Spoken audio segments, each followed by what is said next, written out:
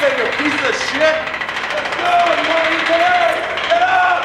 5 minutes! This is my fucking...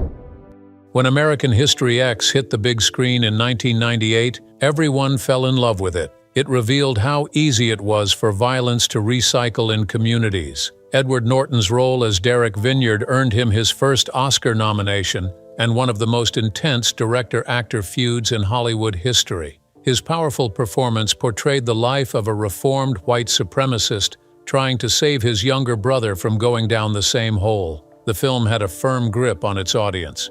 From the eerily accurate gang characters to the black and white flashback sequences, fans pledged their devotion. For over 2 decades, the cast members of American History X have kept their lips tight about the film's production. Well, except director Tony Kaye. His grievances are as active as a paid cast member on set, but the film's impact was unforgettable. It touched on things rarely discussed in open spaces. It built awareness.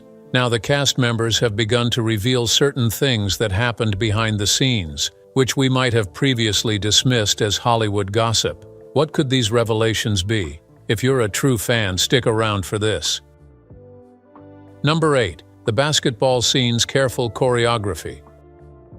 On the surface, the scene is simply a pickup game between Derek Vinyard, played by Edward Norton, his white supremacist friends, and a group of black players. However, the way the scene was staged, it appeared more like a confrontation. Some critics noted that the sequence felt like a war scene, and they are not so far from the truth. The scene in question unfolded as follows. Derek and his skinhead crew wagered on the outcome of the game based on the court's ownership. If they won, the black team would permanently vacate the space. It was a fight for territory, so that the war sequence may be the best fit. Norton's character made aggressive taunts, such as, "Get off my court." Brilliant visual storytelling requires that the director and crew members show, rather than tell, what is happening within the film. Tony Kaye understands this, which is why the camera rarely drifts into wide, neutral shots, typical of sports films. Instead, it lingers on close shots of faces, beads of sweat, glares, and bodies colliding with violent intensity. The editing heightens the tension and makes every move on the court feel like a life-or-death situation. Sound design and crowd reactions were also used to achieve this. The soundtrack, racist insults, and noise from onlookers came at strategic moments in the scene. When Derek blocked a shot from the other team, he led his group to victory. Behind the scenes, several production details confirmed how the sequence was carefully constructed. Norton revealed in an interview on The Tonight Show starring Jimmy Fallon that he was not naturally capable of dunking, so the rim was lowered and camera tricks were used to achieve the shot. The Los Angeles Times also covered the scene during the film's release, describing it as a battle for turf and quoting director Tony Kaye, who explained that the heart of the sequence was about hate and anger. Number 7. Historic locations. Many of the Venice Beach scenes were shot in areas that were close to neighborhoods with real gang activity. The production team chose to use the basketball courts near Oceanfront Walk in Venice, California. They could have opted to build everything on set or travel to distant locations considering safety. Venice already had a history with gang activity. There were occasional disputes over territory and sometimes fights led to unwarranted deaths. Mark Spiegel, the location manager for American History X, has discussed the site choices in several interviews. In the L.A. Taco and Underground Art Report, he shared that roughly 92 minutes of the film take place in Venice. Mark emphasized how much Tony Kaye wanted to shoot in real places. This vision came with its risks. During the mid-1990s, there was active gang warfare between Venice Shoreline Crips and Venice 13. Other groups were also at odds. Mark recalled that once a filming location was selected for the Vinyard House, the Los Angeles Film Office would raise safety concerns. To address the safety concerns, the production team engaged in a series of careful and deliberate negotiations. Mark disclosed that he had met with local gang leaders and invited a pastor from a nearby church, the First Lutheran Church, located across the street from the Vinyard House. The pastor was there to help mediation remain at ground level. It would be a disaster to antagonize these gang leaders during this critical period. Mark needed help securing the location, and ensuring the safety of everyone involved on set. The two unlikely parties reached a compromise. They hired gang members to work as security around the perimeter of the house. This allowed them to stand up against any danger or anyone who might interfere in the shooting process. The arrangement was that gang members would help keep outsiders away, local police would be present, and then regular security would be in place. Regular security was for the crew. They needed someone to watch the equipment and actors. They couldn't afford to have anything go wrong. This decision to film in and near actual gang territory was quite important. Firstly, there was the matter of tension. With Venice Beach's gang presence and other small vices like homelessness and disparity between races, the atmosphere's tension could be felt. Mark shared that the number of dome locations was doubled. This means they constructed similar structures in safer neighborhoods to substitute when the need arose. And the need, unsurprisingly, arose a few times. Tony pushed to use the real Venice location as much as possible. He was greatly driven by the vision. Secondly, using these locations was symbolic. When Derek Vinyard claimed the basketball court, or when his house was located in an area shadowed by gang conflict, the audience sensed the danger in which they lived. The production risked both safety and loss of permit if authorities believed the shoot would provoke violence. Mark Spiegel recounted that initially, the city had almost canceled the license for the house due to concerns about noise and low aerial lighting. In the LA Taco retrospective, he said, "Production concerns over gang activity centered in Venice almost made it so that none of American History X was filmed where it took place. Only after the negotiations did the permit get reinstated." Despite these challenges, in interviews, Mark Spiegel and the others expressed their pride in how the production took those risks. Johnny's Coffee Shop is another location that has become a legend in American History X lore. It is located at 6101 Wilshire Boulevard at the corner of Wilshire and Fairfax. The diner opened in 1956, and there is a great probability that the owner or owners never realized how big the shop could get. The shop made a few appearances in the film. One of such scenes was one where Derek Vinyard, recently released from prison, sat across from his younger brother, Danny. Derek began to question his old beliefs as they shared a meal. This scene was intimate and ordinary, in heavy contrast to the others, where the tension could be cut with a butcher's knife. Johnny's Coffee Shop operated as a diner for decades. By the year 2000, it closed its doors to the public. Before closing, it had functioned as a location for scenes from classic movies, such as The Big Lebowski and Pulp Fiction, not Reservoir Dogs. Community members recognized the shop's significance and sought to preserve its legacy. In November 2013, the Los Angeles City Council officially designated Johnny's Coffee Shop a historic cultural monument. This ensured that the building would be preserved from demolition or alterations of any kind. Number 6. The white supremacist tattoos.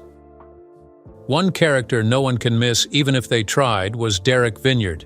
There were several notable aspects of Derek's character. He had quite a few white supremacist tattoos. There was a big swastika tattoo on the left side of his chest. There was a white power tattoo on his arms. There were other tattoos on his body that led back to his belief in white supremacy. His shoulder had an iron cross. His biceps had a war eagle. This illustrated the extent of his character's hatred. These tattoos were, of course, temporary. They were applied before filming. The makeup and costume design team was responsible for ensuring it came out exactly as needed. The Michigan Daily Archive described how striking the tattoos were when Norton stood shirtless in certain scenes. The false tattoos looked eerily similar to the real deal. Production could not have given them real tattoos. It went against ethics. Plus, the tattoos had a problematic history, especially the swastika. Having tattoos at all still costs them somehow.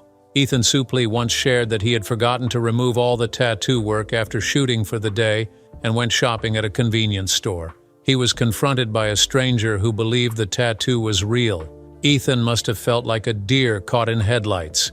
According to the reports, he said, "I had no idea what was going on until I realized the stranger thought the tattoo was real. He was really pissed off. I didn't even try to tell him it was only a movie thing. I just got the hell out of there." Number 5. 30 pounds. Really horrific sort of skinhead mode that he's in, but almost the deeper challenge is to When Edward Norton agreed to be in this film, He knew his role needed him to be more than what he was. Playing Derek Vinyard required more than just acting. He needed to look and move like a violent white supremacist skinhead. Norton had gotten previous roles where he needed to maintain his regular figure or appear leaner. For American History X, he needed to gain muscle mass. He gained around 30 pounds of muscle for this film. How did he pull it off? It was simple: intense training and a diet regimen. Norton increased his intake of high-calorie foods. He took more high-protein foods like chicken, turkey, and even meat smoothies.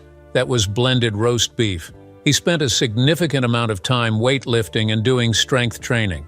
His routine consisted of a combination of squats, presses, resistance work, and a variable amount of weights as he progressed. All this was done to build his bulk figure into something highly intimidating. This took several months to achieve before shooting. In an interview, Norton said that to be intimidating, he needed to have a presence, a frame that would support Derek's aggressive posture and threat. The transformation was not only concerned with triggering fear, it needed to influence the audience's perception of Derek. Once the film was released, public and critical reactions noted that this physical change made people see Norton in a different light. Everything came together to present Norton's character as what it was: costume, lighting, black and white cinematography, and the framing added to Derek Vinyard's menacing exterior. Norton said in an interview on The Tim Ferriss Show that his transformation had unexpected consequences. He was surprised by how much people thought of him afterward as larger and more physically imposing. He noted that the camera can distort perception. In preparation for the role, he even sought advice from Arnold Schwarzenegger on gaining size. He allegedly told Schwarzenegger about his workout plan and got feedback. Arnold teased him about doing workouts once a day instead of twice. Some sources claim it took Norton only 3 months before they began shooting, while others claim it took longer. What mattered was that Edward Norton took the sacrifice required for his role, and it paid off well. Although Norton might just be the quiet villain in the American History X behind-the-scenes story, he sacrificed more than just an extra 30 pounds for the plot. The executive producer, Steve Tisch, shared that Norton agreed to receive half of his usual fee. There are multiple reasons for this, and some of them are in Norton's personal interests. Firstly, he was very invested in the story. He loved challenging work. Before his role in American History X, he had featured in films like Primal Fear, and those kinds of roles demanded intensity. The fee was not all he was out for. He was in it because he was passionate about it. Secondly, their budgeting was tight. The film was not a blockbuster with big studio backing. It mainly relied on storytelling, actors' performances, and conflict. To meet the budget for key aspects, such as location, equipment, and wardrobe, some cast members had to accept reduced compensation. Norton was willing to reduce his fee to make resources more available for other parts of production. It was rumored that, at the time, Norton usually charged $1 million but received $500,000 for his role. It sounds like a lot of money for the average man. For Norton, he was doing a great favor in production. Number 4. The infamous feud. Was permitted by the producers to edit and alter the film, increasing the role. Now, we both know that Edward Norton threw his back into the making of American History X. What you might not know is that his presence became a bitter pill stuck in Tony Kaye's throat. He had serious problems working with Norton, and whatever tension you might have witnessed in the film was equally replicated behind the scenes. According to Den of Geek, Norton was not Kaye's first pick to play the lead in the film. In fact, Kaye did not want Norton for the role. Eventually, his choice was overruled, and Norton got the job. Many claim it was either American History X or Saving Private Ryan for Norton, and he went with the former. Kaye's initial reluctance to hire Norton came back to haunt him. Norton had a notorious reputation for being heavily involved in the creative process. What did this mean for Tony Kaye, whose only directing experience had been ads and quick commercials? It meant his first film directorial debut would be a battle between himself and this young adult. It first started when Norton changed almost half of his lines for the film without consulting him. It escalated when the film was about to wrap up. Kaye presented an initial cut of around 95 minutes. In his books, the test screening was a success. When the studio and Norton started giving their notes concerning the cut, all fell apart. Kaye felt like his artistic rights were being threatened. No one seemed to have his back, and one would think Norton was the acting director. Norton and New Line Studio felt like the film needed substantial reworking to meet its potential. Kaye thought they did not have his back and were probably trying to sabotage his work. Narcissistic much? Yes. However, Norton had played a significant role in the disagreements between Kaye and New Line. The final version ended up being way longer than Kaye intended. Kaye's frustrations intensified because the studio and a mere actor continued to interfere with his directorial vision for the film. That's why I got very upset when they tried to mess with me after it tested 2 or 3 times better than they thought it would, Kaye shared. Regardless of how the test screening went, they were going to re-edit against his will, and his anger intensified. You would not believe what happened next. Kaye pulled off one of the most intense public relations campaigns in Hollywood history against his own film. He spent $100,000 of his money on 30 full-page ads in the Hollywood trade press. In the ads, he denounced Norton and the producer, using quotes from notable figures such as John Lennon and Abraham Lincoln. Sometimes, he would directly attack the New Line Studio and their terrible collaboration. What was a behind-the-scenes altercation turned into a months-long public show. Petty move? Yes. Smart move? Number. The Hollywood film industry was used to private disputes. Disputes that took place without any media getting a whiff of it until years later, when, in a rare interview, the parties involved would speak on it. Kaye did not have the time for that. When someone decides to pour funds into their revenge act, you know it's serious. The newspaper campaign was proof of his pain. It was a horror show. If you were around town when Kaye's ads got sold at newspaper stalls and caught the attention of the press, then you must have thought that his vengeance ended when the ads stopped coming in. That is mostly untrue. Reports began to come in that Tony Kaye was exhibiting erratic behavior. He was a ticking bomb. He filed a $200 million lawsuit against New Line Cinema as his last resort. Then he disowned the film. In an attempt to distance himself from the film, he attempted to remove his name from the credits. Then, he attempted to disrupt the studio by applying for various pseudonyms. One of such pseudonyms included Humpty Dumpty. Yes, Humpty Dumpty. Like the nursery rhyme character, Kaye felt his career had taken a great fall that couldn't be put back together again. His aggravations, slowly taking the shape of a tantrum, were starting to look like a cheap joke. Kaye petitioned for his name to either be removed from the credits or be listed as Humpty Dumpty. The Directors Guild of America rejected his petition. This personal vendetta cast a dark shadow over his career that would remain for a long time. The feud was so strong that regular professional communication was impossible. Kaye placed his responses in newspaper ads and refused to be appeased. Despite the chaos, American History X became a critical and commercial success. Edward Norton earned his first Academy Award nomination. It was quite ironic that a film based on redemption and the dangers of extreme beliefs created one of Hollywood's most extreme creative feuds. In this situation, one was forced to separate the art from the artist to truly enjoy the masterpiece that was American History X. Number 3. Kaye's desperation.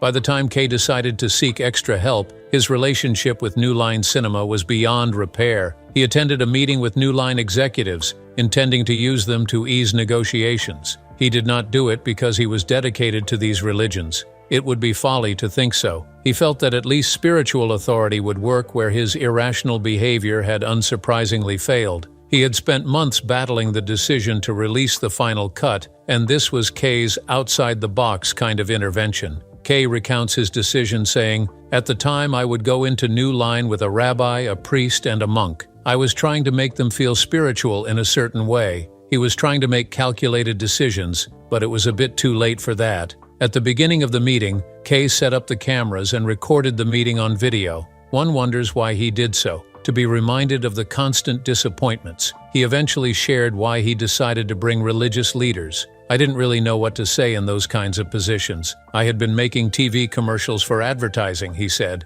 This made all his prior decisions begin to make sense. He had just admitted to his insecurities. He was only an advertising guy who happened to become the director of this big film.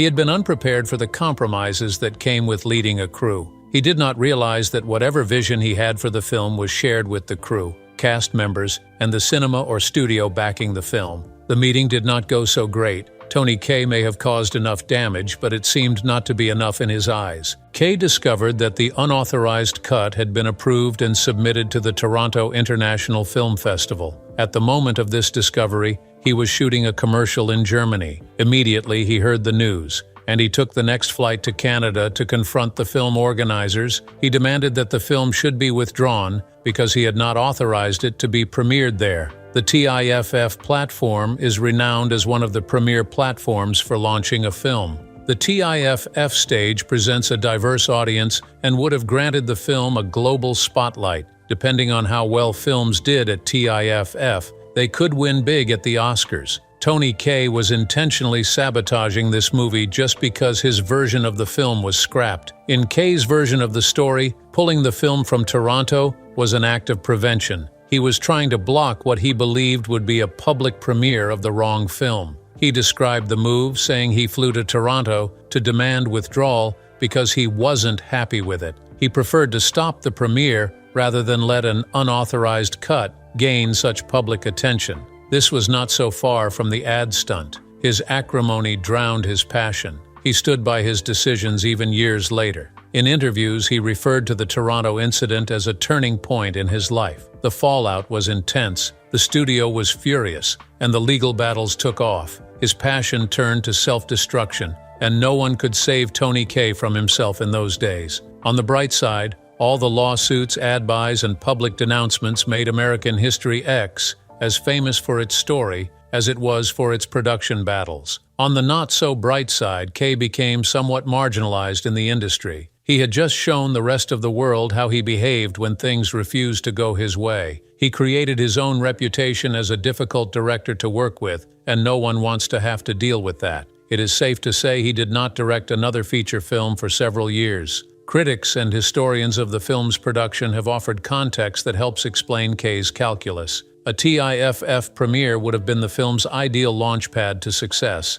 It would have gained high visibility and probably a few awards. In The Guardian's Losing It, Kaye admitted to losing control of his reactions. He was only trying to defend his work. He might have dragged his career down a dark hole, but it was all in a bid to defend his work. Kaye never watched the film and continued to avoid it for a while. In June 2007, he finally decided to fold his ego and fear into neat squares, put them away, and watch the film. This was 9 years after its release. He attended a free screening in Wilmington, North Carolina. He had not spoken on this unauthorized version before, but for once, he could see the film and affirm for himself that it was good. He described the film as a little classic in its own befuddled way. While promoting his latest film at the Tribeca Film Festival, he sat down for an interview with People magazine. He disclosed that he still thought about American History X. One would think they were cursed lovers at this point. He expressed his interest in releasing his cut of the film. He claimed he still had an emotional connection to the film. Who wouldn't? He had gone to war for this film. To many, this might have been a case of wounded pride. However, true artists knew it was hard to let the input and opinions of others infiltrate their art. Considering it was his feature film directorial debut, he might have gone too far, but he could be forgiven. In good time, Kaye returned to the film industry. He faced a little stereotyping from his colleagues. He had gotten the moniker of difficult director, but consistency could take that off in good time. Number 2. Real life. The American History X story was inspired by real people. Many believed it was loosely based on the life of Frank Meehank. Frank was born in South Philadelphia in 1975. He grew up in a troubled home. His father was absent, and his mother was an addict. His stepfather was quite violent, and life at home was a game of survival. He felt alone and unloved. At school, he was regularly bullied, and all of this made him a victim of hate. When he became a teenager, he became drawn to the neo-Nazi and white supremacist circles. At the age of 14, he found connections to the movement through his cousin. By his late teens, he had not only become a member, but also an effective recruiter. He was so good at it that he became popular for his work with the supremacists. He even hosted his own cable television show called The Reich. He preached racist propaganda and created skinhead gangs to push the message. His beliefs were so extreme, and he was loved by his people for it. His life took a different turn at the age of 17. He was arrested for kidnapping and was sentenced to 3 years in prison. During his sentence, he encountered a diverse range of people, including those he had previously discriminated against. He played basketball and football with black inmates and built bonds with these individuals. He began to see them as more than just people he hated. He started to question his beliefs. His interactions opened him up to seeing and witnessing how his own trauma manifested in real time.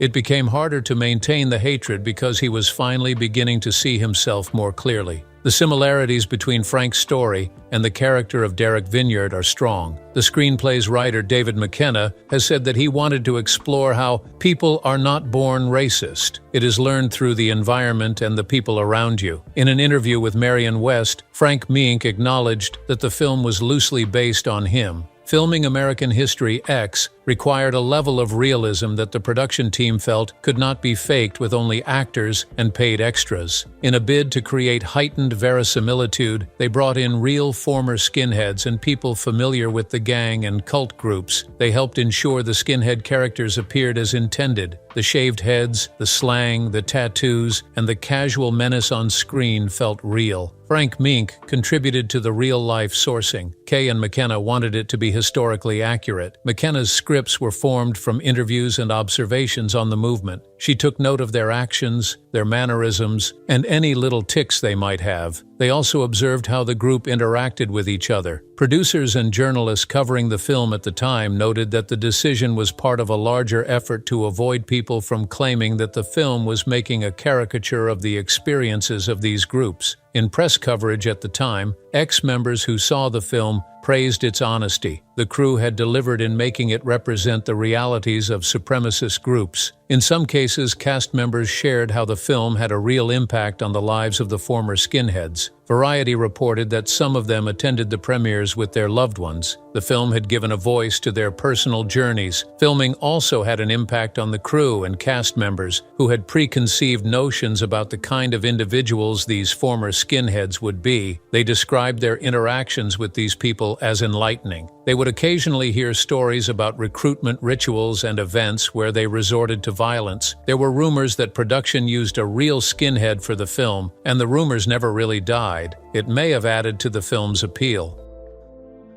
Number 1. A bleaker end.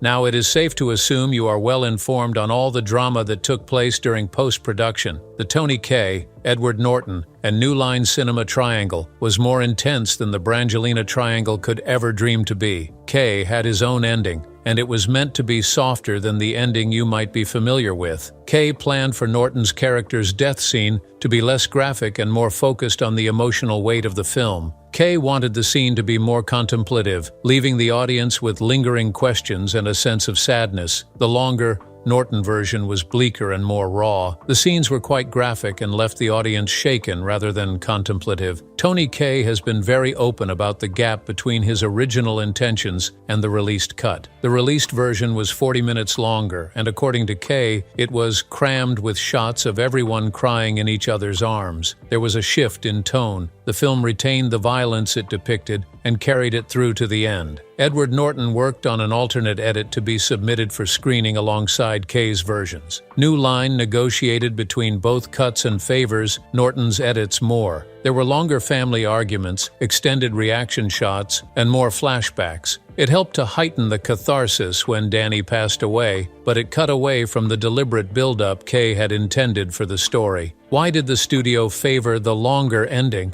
New Line faced the familiar commercial dilemma of creating a film that their test audience would emotionally accept. There were also concerns about ratings and distributors. Edward Norton was also a rising star in his own right, so it was of great benefit to the board that they would heed his advice or unplanned input. The added scenes made the film more sellable and less cryptic. For New Line, That was all that mattered. Derek's story ended like a cautionary tale, wrapping up nicely enough to leave viewers both moved and satisfied. Kaye might not have gotten what he wanted from the film, but it made a successful run. The film's budget stood at $20 million, but it earned around $23.9 million in sales. The film employed a limited release strategy, which initially affected its performance. Opening weekend sales came to $156,000. When they decided to push to a wider audience, the sales increased significantly. From the 20th of November, 1998, their profit climbed up to $6.7 million in the United States and Canada alone. Despite the initial low sales and the post-production chaos, American History X can barely be classified as a failure. It got substantial critical acclaim and would go down in history as a story that tackled a subject matter that struck at the heart of racism. Which of these facts had you shocked?